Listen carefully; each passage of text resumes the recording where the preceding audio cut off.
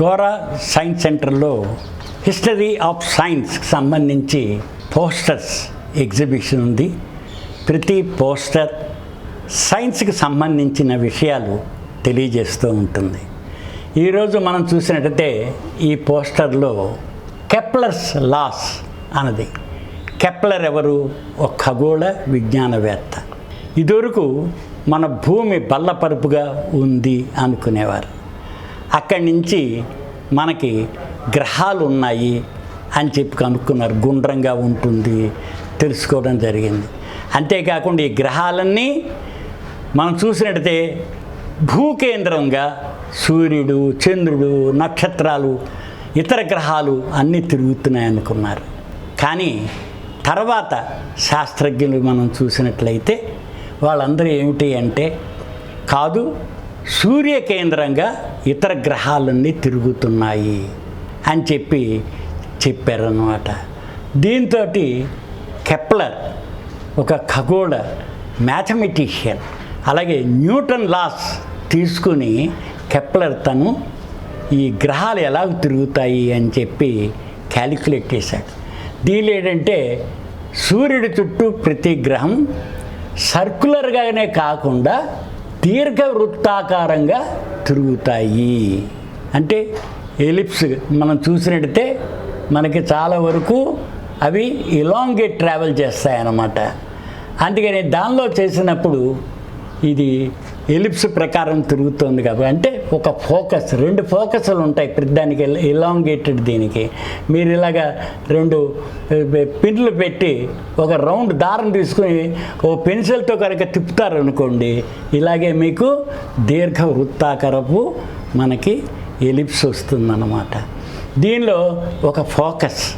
Kepler ఏం చేశాడంటే ఈ గ్రహం చుట్టూ తిరిగేటప్పుడు మనం ఈ రకంగా ఇక్కడ ఏ దగ్గర మొదలుపెట్టి BCDEFG ఇలా తిరిగి M దాకా వచ్చినప్పుడు అది మూవ్ అవుతుంది. A నుంచి Bకి, B నుంచి Cకి, C నుంచి Dకి, G దగ్గరికి వచ్చాక దగ్గరకు వచ్చేసింది సూర్యుడికి. కనుక్కున్నది ఏంటి అంటే ఇది ఇలా తిరుగుతూ ఉన్న సేమ్ టైమే తీసుకుంటుంది. A నుంచి B కానీ, B నుంచి C కానీ, C నుంచి D కానీ సేమ్ టైం తీసుకుంటుంది. ఇది డిస్టెన్స్లో మార్పులు H నుంచి I దాకా రావాలి, అలాగే లేకపోతే I నుంచి K దాకా రావాలి, K నుంచి L. అవి ట్రావెల్ చేసే తేడా ఉన్నా సేమ్ టైము తీసుకుంటాయి, దీర్ఘ వృత్తాకారంగా తిరుగుతాయి. ప్లానెట్స్ అన్నీ దీనిలో మన సూర్య కేంద్రంగా తీసుకుని దాని చుట్టూ ప్రతి గ్రహము మనకి దీర్ఘ వృత్తాకారంగా తిరుగుతాయి. అందుకని సూర్యుడు ఒక ఫోకస్. అవి దగ్గరగా వస్తాయి, మళ్ళీ దూరంగా వెళ్ళి తిరిగి వస్తూ ఉంటుంది, ఆర్బిట్.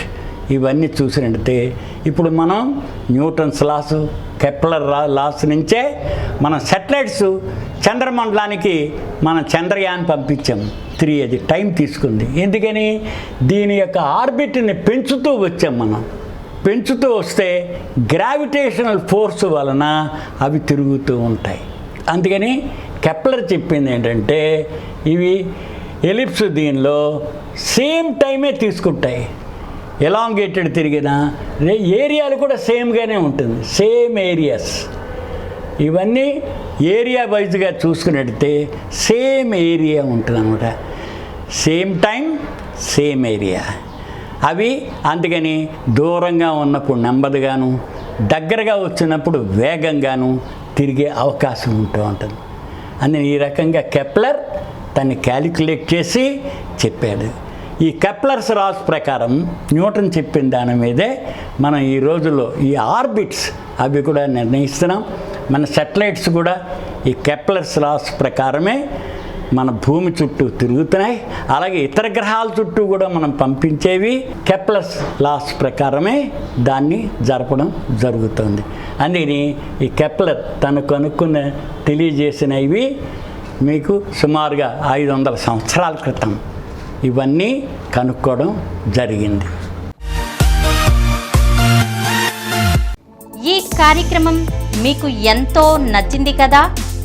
ఇటువంటి మరిన్ని వీడియోల కోసం అనతి కాలంలోనే 20 కోట్ల వ్యూస్ సాధించిన సమరం ఛానల్స్ సమర్పించు సమరం సైన్స్ వరల్డ్ ఛానల్కు సబ్స్క్రైబ్ చేయండి, లైక్ చేయండి, మీ ఫ్రెండ్స్కి షేర్ చేయండి. అలాగే ప్రక్కనున్న గంట సింబల్ని ప్రెస్ చేయడం మర్చిపోకండి.